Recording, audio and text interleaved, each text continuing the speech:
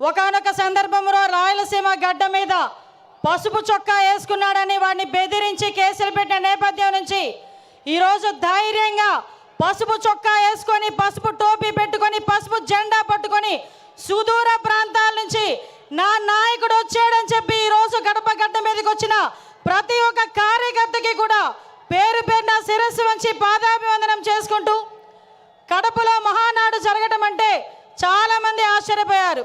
నేను చేసి చూపిస్తా, కడప అన్నది ఎవడప్ప సొత్తు కాదు, ఇది తెలుగుదేశం పార్టీ అడ్డా అని ఆల్రెడీ నిరూపించి ఉన్నారు. ఆ కడపలోని ఈ రోజు వరకు మనం మహానాడు జరపలే, ఇక్కడ జరుపుకుందామని చెప్పి గౌరవ ముఖ్యమంత్రి వర్యులు నారా చంద్రబాబు నాయుడు గారు, అదేవిధంగా మన జాతీయ ప్రధాన కార్యదర్శి మనందరి నాయకుడు లోకేష్ బాబు గారు కంకణం కట్టుకొని ఈరోజు ఈ కార్యక్రమానికి శ్రీకారం చుట్టారు. సాధారణంగా 5 ఎలక్షన్లు అయిన తర్వాత, ముఖ్యమంత్రి అయిన తర్వాత ఒక 5 సంవత్సరాల గురించి ఆలోచించి రాబోయే ఎలక్షన్ల గురించి ఆలోచించేవాడిని పొలిటికల్ లీడర్ అంటారు. అదే ఆంధ్రప్రదేశ్ రాష్ట్రం గురించి, భవిష్యత్తు గురించి 20 సంవత్సరాల తర్వాత ఏం జరగబోతుందో ఆలోచించే వాళ్ళని విజనరీ లీడర్ అంటారు. అదే విజనరీ లీడర్ మన ఎదురుగా కనిపిస్తున్న 6 అడుగుల మన చంద్రబాబు నాయుడు గారు మన తెలుగుదేశం పార్టీకి నిలువెత్తు రూపంగా ఈరోజు మనం భావించుకోవాలి. ఎందుకో చెప్తున్నా, 75 ఏళ్ళ వయసు, 40 ఏళ్ళ రాజకీయ చతురత, 40 ఏళ్ళ రాజకీయ అనుభవం, ఈ రెండు మేళవించుకొని సుమారుగా 2047కి 2047కి ఈ రాష్ట్రం ముందుండాలి, ప్రపంచంలోనే మొట్టమొదటి స్థానంలో ఆంధ్రప్రదేశ్ రాష్ట్రం ఉండాలి. మేము ఉన్నా లేకపోయినా మన బిడ్డల గురించి, మన భవిష్యత్తు తరాల గురించి ఆలోచించిన ఏకైక నాయకుడు ప్రపంచంలో ఎవరైనా ఉన్నారంటే మనం గర్వంగా కాలు రెగరేసుకొని చెప్పుకోవచ్చు, నా నాయకుడు ఉన్నాడు, చంద్రబాబు నాయుడు గారు ఉన్నారు అని. ఆ చంద్రబాబు నాయుడు గారికి వేదిక సాక్షిగా నమస్కారాలు, ధన్యవాదాలు తెలియజేసుకుంటూ ఈరోజు గత 5 సంవత్సరాలు కూడా వ్యవస్థలని నిర్వీర్యమైపోయి ఉపాధి అవకాశాలు లేక, ఉద్యోగ అవకాశాలు లేక మొత్తం యువత అంతా కూడా తప్పుదారి పట్టి, గాంజా మార్గాన్ని బట్టి ఉపాధి అవకాశాలు లేక అల్లాడుతుంటే ఆ యువతకి ఒక మార్గదర్శకం ఇవ్వాలి అని చెప్పి ఆ రోజుల్లో రౌడీ రాజకీయాలు జరిగే పరిస్థితుల్లో, సైకోల్ పాలన పరిపాలించే పరిస్థితుల్లో ఆ రోజు ఒక్కగానొక్క బిడ్డ ఈరోజు రోడ్డు మీదకి వచ్చి అవమానాలు ఎదుర్కొన్నాడు, అపహేళనలు ఎదుర్కొన్నాడు. ఒక పక్క తల్లిని అవమానించారు, ఒక పక్క తండ్రిని జైలుకి పంపించారు. అయినప్పటికీ కూడా మొక్కవోని ధైర్యంతో నా కార్యకర్తలు నా వెంబడున్నారు, నేను పూర్తి చేయగలనని సుమారుగా 9 నెలల కాలంలోనే ఈ రాష్ట్రంలోని తెలుగుదేశం పార్టీకి పునరుద్ధేశం తీసుకొచ్చిన నా సోదరుడు, మానవవనరుల శాఖ మంత్రులు గౌరవనీయులు నారా లోకేష్ గారికి ప్రత్యేకంగా ధన్యవాదాలు, నమస్కారాలు తెలియజేసుకుంటూ ఈరోజు రాష్ట్ర పార్టీ అధ్యక్షులు పల్లా శ్రీనివాసరావు గారికి, అదేవిధంగా వేదిక నిర్వహించిన సహచర మంత్రివర్యులకి, ఎమ్మెల్యేలకి, ఎమ్మెల్సీలకి అందరికీ కూడా పేరు పేరున, వేదిక నిర్వహించిన పెద్దలందరికీ కూడా పేరు పేరున నమస్కారాలు, ధన్యవాదాలు తెలియజేసుకుంటూ సాధారణంగా ఈ మహానాడు అయితేనే మహానాడు ముందు రోజు కూడా చాలా వర్షం పడింది. వర్షం పడితే చాలామంది లోపల తీన్మా డ్యాన్సులు వేసుకున్నారు అవతల పార్టీ వాళ్ళు. ఈ మహానాడు ఎలా అవుతుందో చూద్దాం, ఈ మహానాడు ఎలా అవుతుందో చూద్దామని.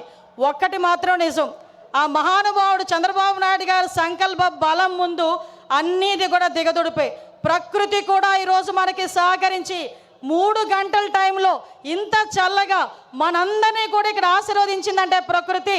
ఈరోజు ఇది కూడా ఒక శుభ సూచకంగా దేవుని స్క్రిప్ట్ కింద భావించాల్సిన పరిస్థితి.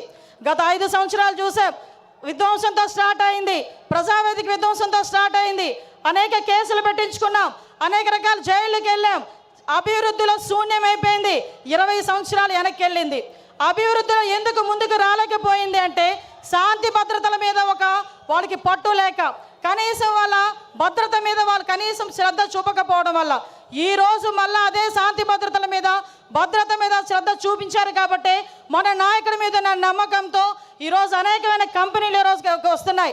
ఇంతకుముందు రాయలసీమ గురించి, ఫ్యాక్షనిజం గురించి మాట్లాడుకునే పరిస్థితి నుంచి ఈరోజు ఉపాధి అవకాశాలు, ఫ్యాక్షన్లోని చాలామంది ప్రాణాలు కోల్పోతూ ఉంటే అటువంటి వాళ్ళు ప్రాణాలు కోల్పోకూడదని ఫ్యాక్షనిజాన్ని సమూలంగా ఆ రోజు నాశనం చేసి ఈరోజు అదే కత్తి పట్టిన చేత్తోనే ఉపాధి అవకాశాలు కల్పించిన పరిస్థితి. ఈరోజు రాయలసీమలో ఉన్న ప్రతి మహిళ కూడా ఇంట్లోని చంద్రబాబు నాయుడు గారు బొమ్మ పెట్టుకోవాలి.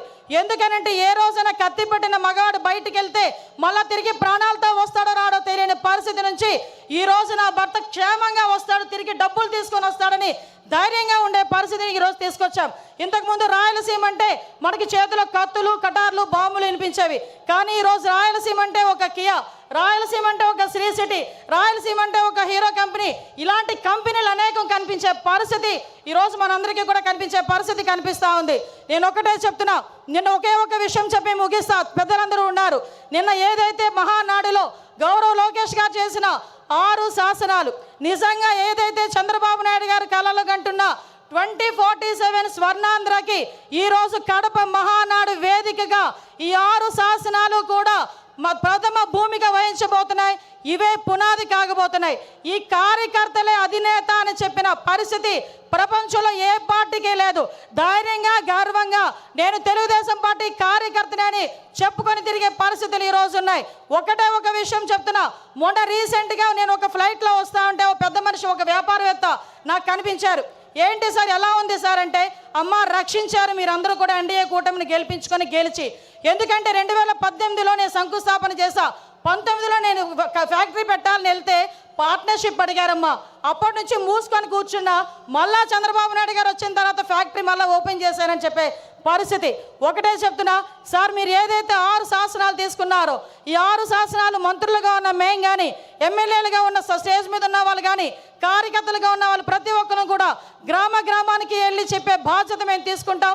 మీరు కలలుగన్న 2047 విజన్ ఏదైతే ఉందో ఆ విజన్ని పరిపూర్ణంగా ముందుకు తీసుకెళ్లే విధంగా, మరీ ముఖ్యంగా గుంట నక్కలు చేరకుండా ఉండే బాధ్యత కూడా కార్యకర్తలుగా మనందరం కూడా తీసుకోవాల్సిన బాధ్యత ఉంది.